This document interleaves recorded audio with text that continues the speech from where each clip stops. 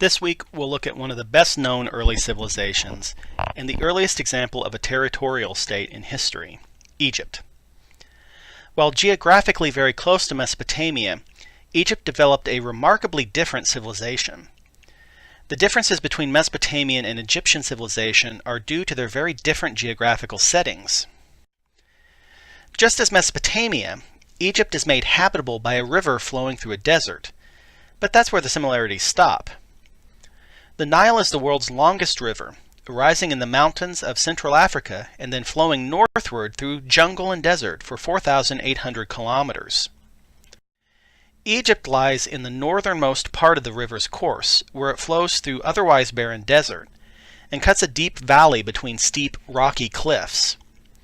This narrow strip of habitable land, surrounded by inhospitable desert on all sides, runs for 1,127 kilometers, almost all the way to the Mediterranean Sea. In the last bit of its course, the river breaks out from the steep cliffs and fans out across a low, flat floodplain and swampy delta region. This distinction between the narrow, cliff-bounded river valley and broad, open delta plain became one of two primary contrasts the Egyptians made about their world. The narrow upstream river valley they called Upper Egypt, and the downstream delta region was called Lower Egypt. Over the course of history, the two would develop distinct cultures, which were then unified into the broader Egyptian identity. To the east and west of the river valley, the deserts were almost completely devoid of any surface water, except for isolated oases and occasional tiny springs. Made mostly of red sandstone, the Egyptians referred to the deserts as the Red Land, Deshrut, from which we derive the English word desert. The Red Land effectively isolated the Egyptian people from the rest of the world for most of their history. Deserts can be almost as effective barriers as walls. It was that isolation from other parts of the ancient world, especially Mesopotamia, that allowed Egyptian civilization to take on its unique form and to flourish for as long as it did. And flourish it did. While the Egyptian deserts were almost impossible to survive in, the Nile Valley itself was in many ways ideal. Every year, monsoons and snowmelt in equatorial Africa would cause the river to flood the valley. When the floods receded, they deposited a thick, rich layer of sediment over the valley floor. It is this black soil that gave Egyptians the name for their own nation, Kemet, or the Black Land. The distinction between Kemet and Deshrut, Egypt and desert, became the second great metaphor that guided Egyptian civilization. Kemet was predictable, reliable, safe. Deshrut was dangerous and chaotic. The Nile floods were regular enough that their starts and finishes could be predicted to within a few days, and they almost always crested within a few feet of the same mark. This made farming in the valley almost ridiculously easy. Sumerian farmers had to coordinate with one another to build and maintain complex irrigation systems to water their crops, and the unpredictable floods of the Tigris and Euphrates might still wipe out the entire harvest. Egyptian farmers were blessed with an automatic, natural irrigation system that only required minimal work and almost never resulted in lost crops. Furthermore, transportation and communication in the valley was much easier as well. Prevailing winds in northeast Africa blow from north to the south, but the river flowed from south to north. A boat could drift with the river downstream, then raise a sail and sail with the winds back upstream. In Egypt, the Neolithic period is often called Predynastic, in relation to the later Dynastic period that spans much of ancient Egyptian history. By the 4th millennium BC, Predynastic Egypt had developed a prosperous, settled way of life governed by the ebb and flow of the Nile floods. As with contemporary Ubaid Mesopotamia, large towns had grown up in particularly rich parts of the valley, and these had become the seats of rival chiefdoms. In Upper Egypt, three of the most powerful of these chiefdoms were centered on the towns of Nakhda, Nekhen, also known by its much later Greek name Hierakonpolis, and Tis. Around the same time, the Mahdi culture formed in Lower Egypt, though it's not well enough understood to say whether these villages were chiefdoms or practiced a more egalitarian tribal culture. As the 4th millennium BC progressed, the various chiefdoms of Egypt competed with one another mostly as equals in an interaction sphere comparable to the contemporary Mesopotamian interaction sphere of the early Uruk period. However, as time passed, relationships became more unequal. By consolidating control over the river where it flowed through his domain, a chief could gain control over all trade. Resources could not move up or downstream without his consent. Goods coming into the valley from without could only enter at a few spots where trade routes and oases made crossing the desert possible. So a shrewd chief in the right location could exert influence over rivals hundreds of miles away. This resulted in time in larger and larger chiefdoms as smaller communities were vacuumed up and incorporated into larger political units. By perhaps 3200 BC, there existed only 2 Egyptian proto-states, Upper Egypt and Lower Egypt.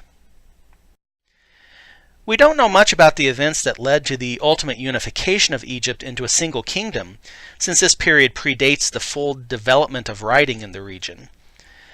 Archaeologists attribute the unification to a shadowy Dynasty 0, which was probably centered at Nekhen in Upper Egypt. The names of these rulers were recorded in pictographs depicting animals, one of the most important being King Scorpion. Scorpion and his predecessors gained control of all of Upper Egypt, then turned their sights on Lower Egypt.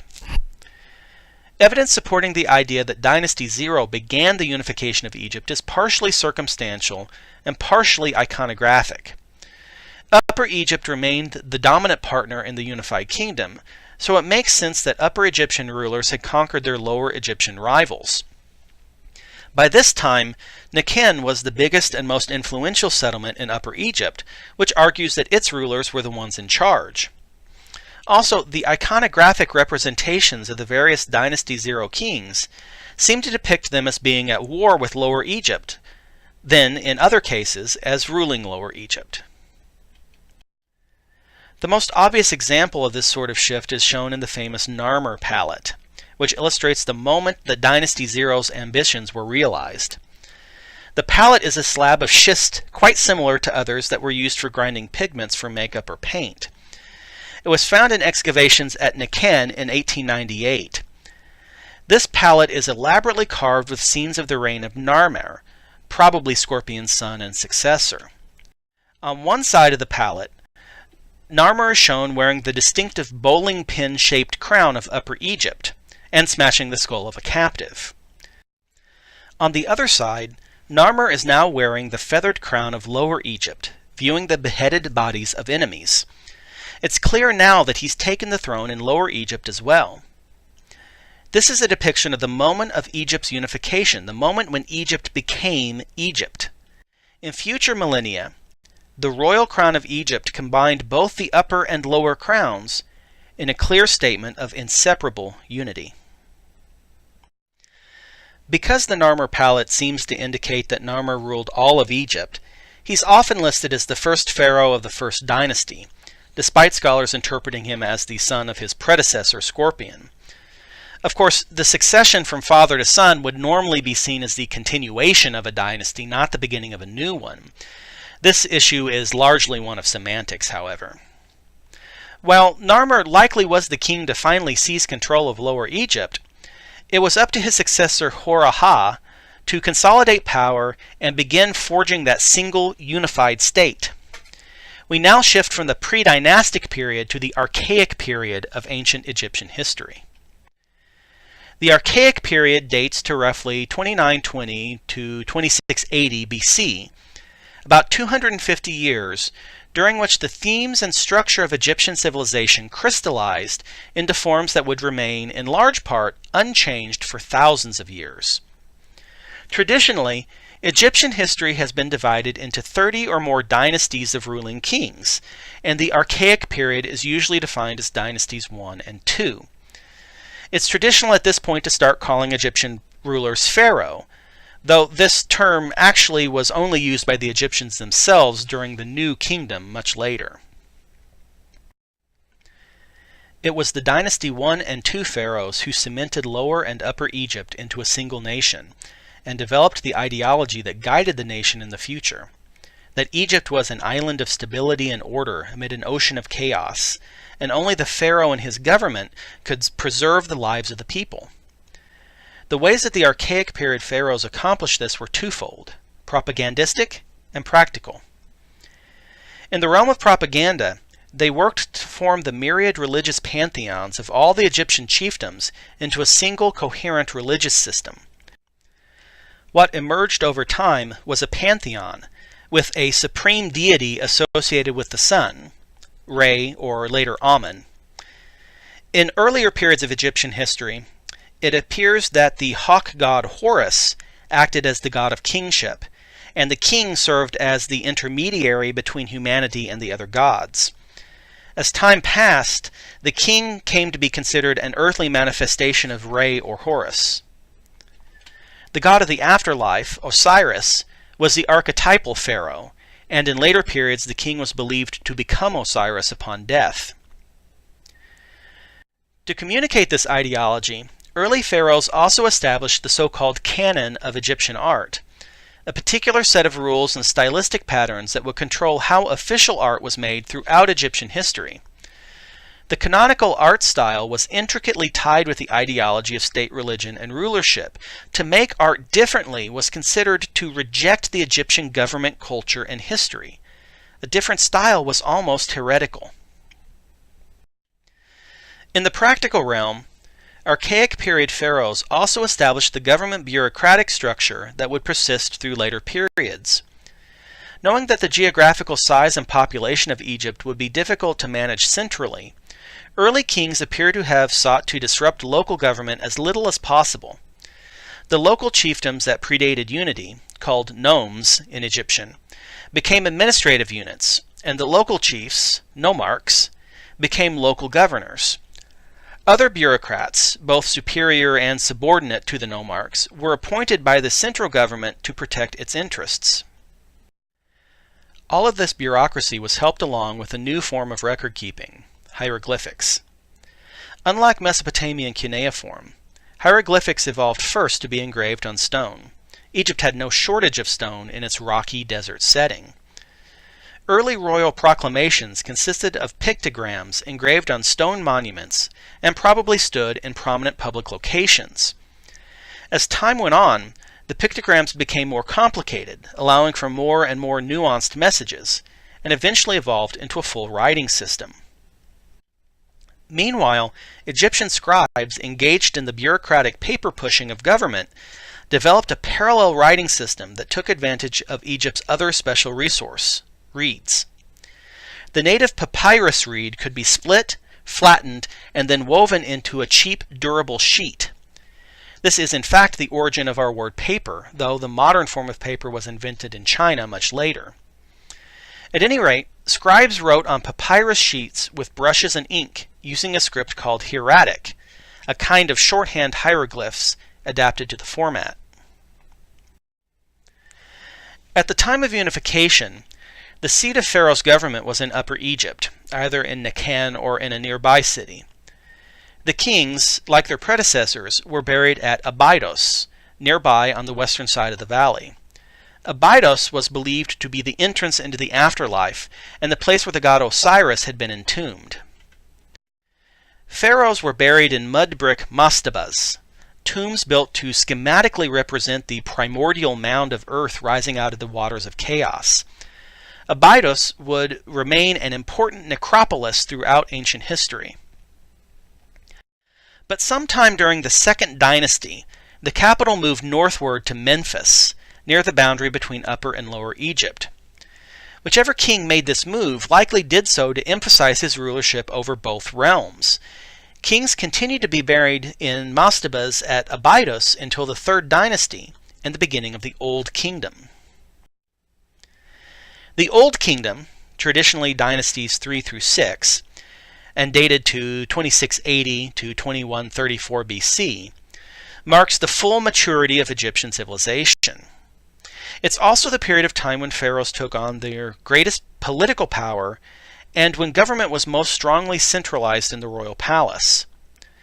Pharaohs were depicted as the sun god Re incarnate on earth, and their bodies after death were fully preserved in the manner we typically think of as mummification.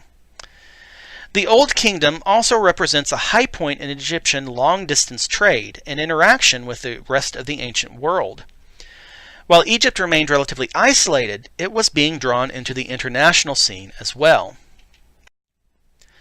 The final archetypal image of Egypt is the pyramid, which evolved during this period as a royal tomb. The first pharaoh of the Third Dynasty, Djoser, decided to move his tomb to Saqqara, closer to the capital, Memphis.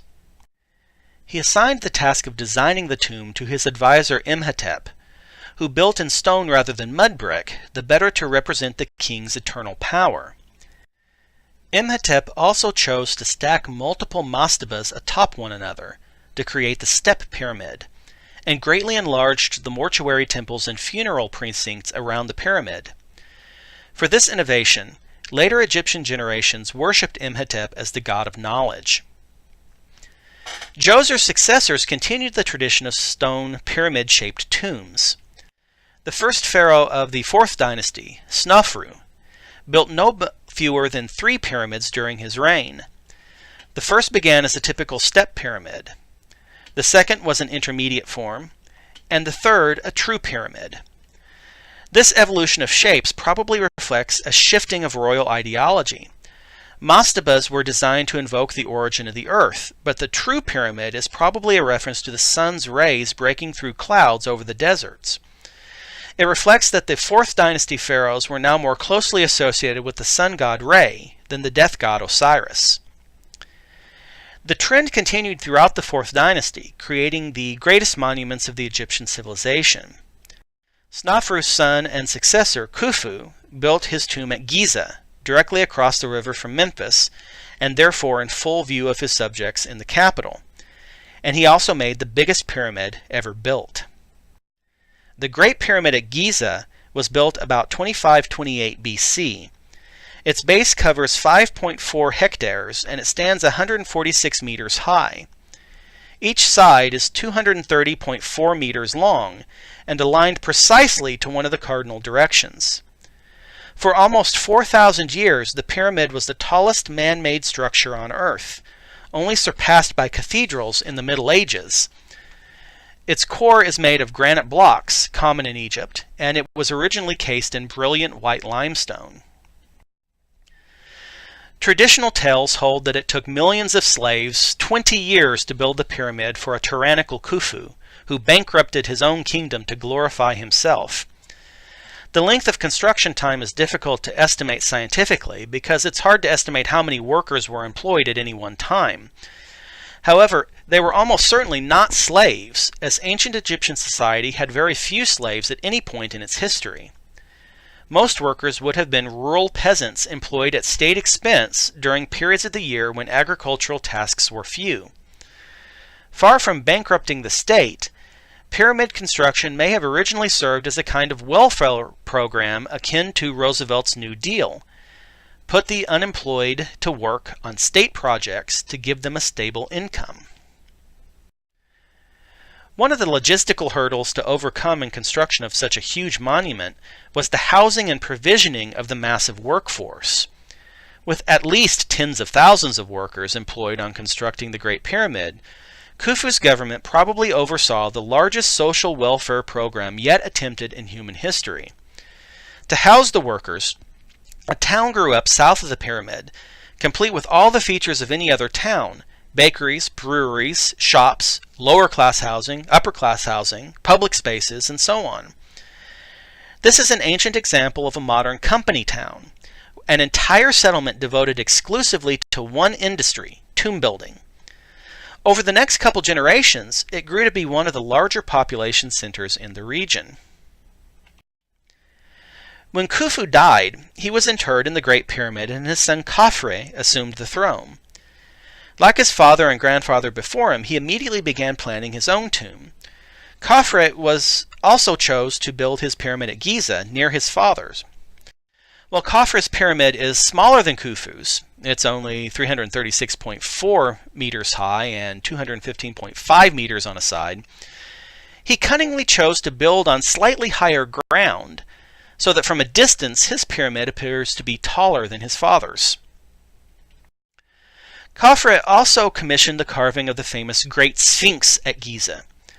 A local stone quarry, probably dug out to provide material for Khafre's pyramid, had left an oblong, misshapen lump of stone at the middle.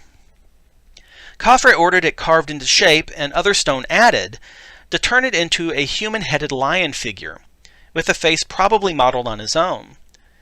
The Sphinx stands near one of the mortuary temples associated with Khafre's pyramid, and it protects the entrance to the sacred precinct, a role that Sphinx sculptures played elsewhere in Egyptian architecture. Khafre's son Menkaura also built a pyramid at Giza, but much smaller than his father's or grandfather's. Perhaps after several generations of massive building projects, the Egyptian economy was beginning to buckle. Government-sponsored welfare projects can temporarily pump up the economy and keep people supplied, but eventually expenditures outpace income and reserves are depleted. That level of support could no longer be maintained. The remaining pharaohs of the 4th, 5th, and 6th dynasties opted for much smaller tombs and temple complexes, but the wealth of the Old Kingdom never recovered the heights it had reached during the 4th dynasty. Power and political authority remained strongly centralized in the palace, but the material trappings of such power were more modest.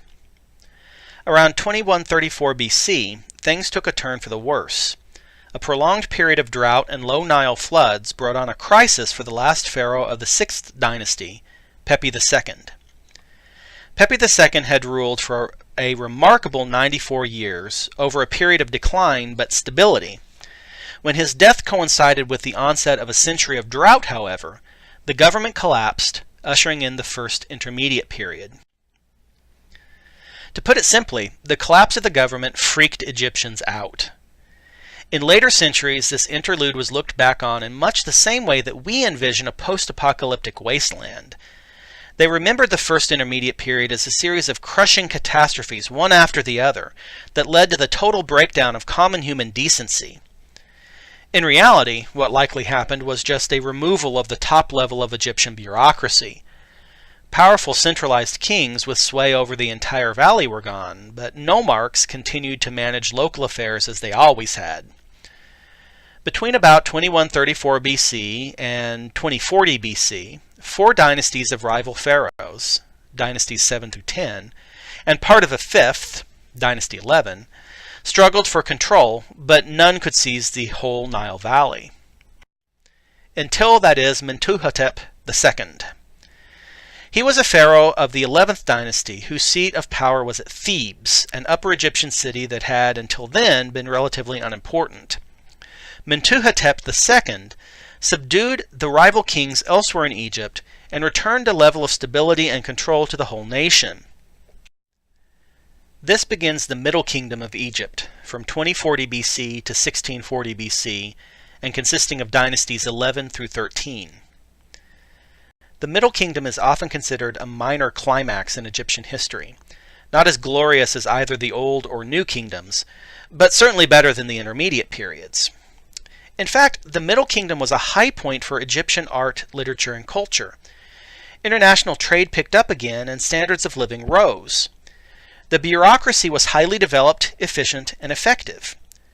Modern archaeologists now see the Middle Kingdom as a period when the ideology of divine kingship receded somewhat, and pharaohs were more concerned with the practical functions of government than their own aggrandizement. That couldn't last, however. The next period is known as the Second Intermediate Period. Central rule once again broke down. The 14th and 15th dynasties of Lower Egypt ruled alongside the contemporary dynasties 16 and 17 in Upper Egypt. Divided rule lasted about a century, from 1640 to 1550 BC, during which no rulers ever established any real stability. The cause of the Second Intermediate Period, however, was different from the first. This time, the problem was invaders. Or, more properly, immigrants. Throughout the Middle Kingdom, contact increased between Egypt and the Near East. Near Eastern people from the regions of modern Israel and Jordan began moving across the Sinai into Lower Egypt. By about 1640 BC, the weakened 13th dynasty had lost control of Lower Egypt to a line of kings of Near Eastern descent. These kings were culturally and linguistically different from their native Egyptian neighbors, but took on Egyptian customs and symbols to justify their rule. The Egyptian name for these kings was the Princes of the Desert Uplands, which when translated to Greek, the language of much later Egyptian historians, became Hyksos.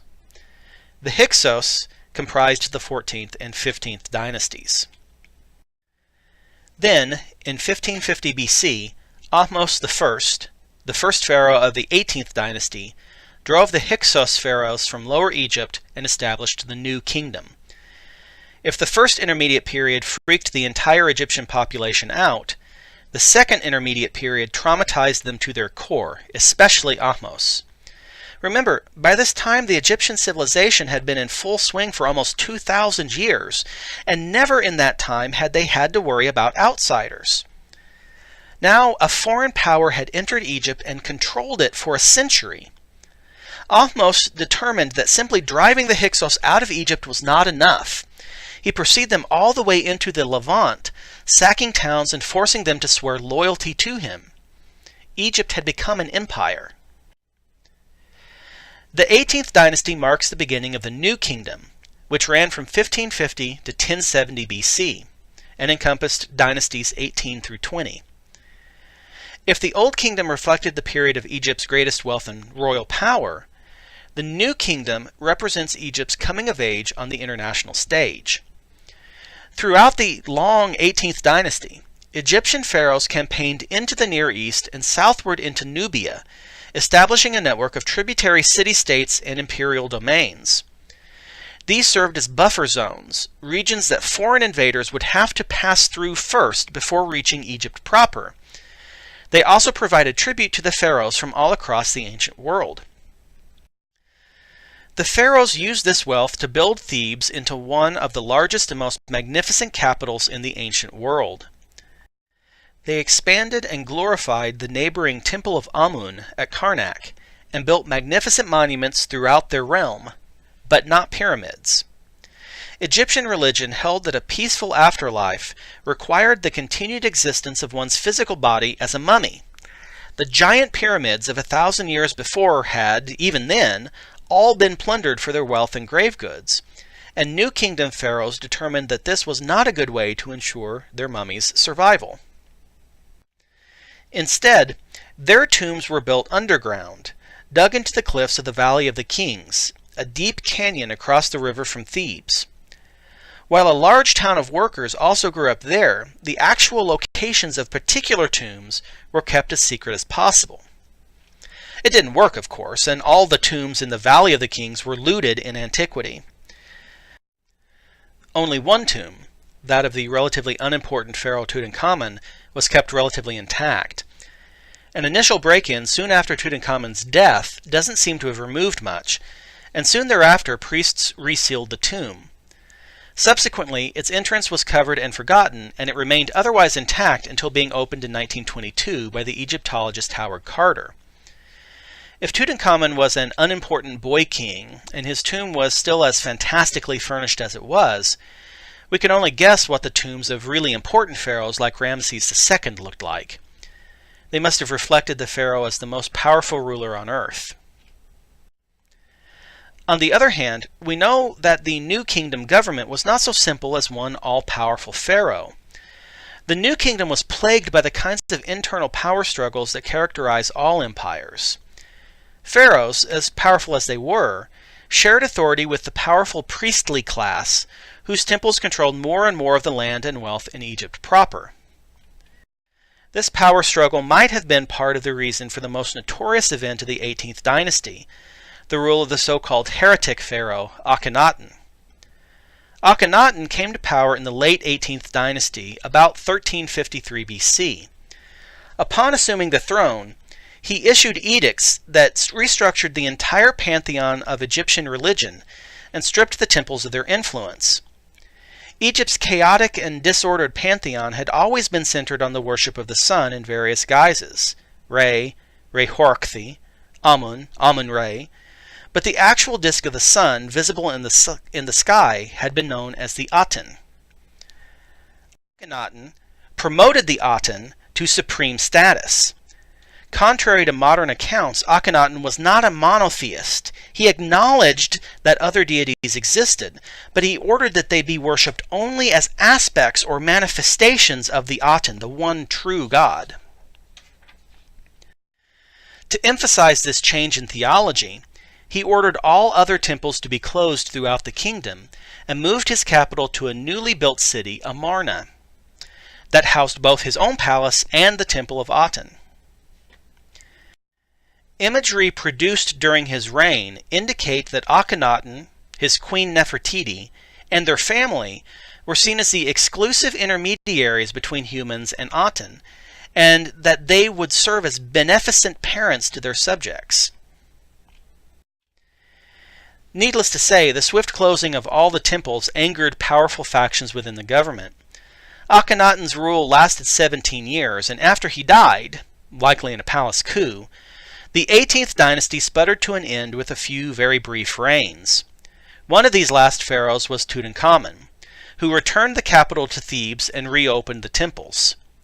It wasn't enough, however, and when Tutankhamun died young and without an heir, rule shifted to a new family, the 19th dynasty. The 19th dynasty represents a high point in Egypt's international and imperial power. This and the 20th dynasty are often referred to as the Ramessid period, since 11 kings in these dynasties took the name Ramesses. The greatest of them, Ramesses II, ruled from 1290 to 1224 BC, and was one of the most powerful men on earth during his reign, and is today known for his unceasing construction projects throughout the Egyptian empire. After Ramesses II, however, no pharaoh ever attained quite so much power. The remainder of the New Kingdom was a time of wealth and power, but increasingly less of each. By 1070 BC, Egypt had largely lost its imperial holdings in the Levant and Nubia, and the late period begins. Egypt in this period was more of a peripheral player in the history of the Near East, increasingly on the sidelines of history. We'll see more of Egypt in the first millennium BC in a few weeks when we return to the Near East.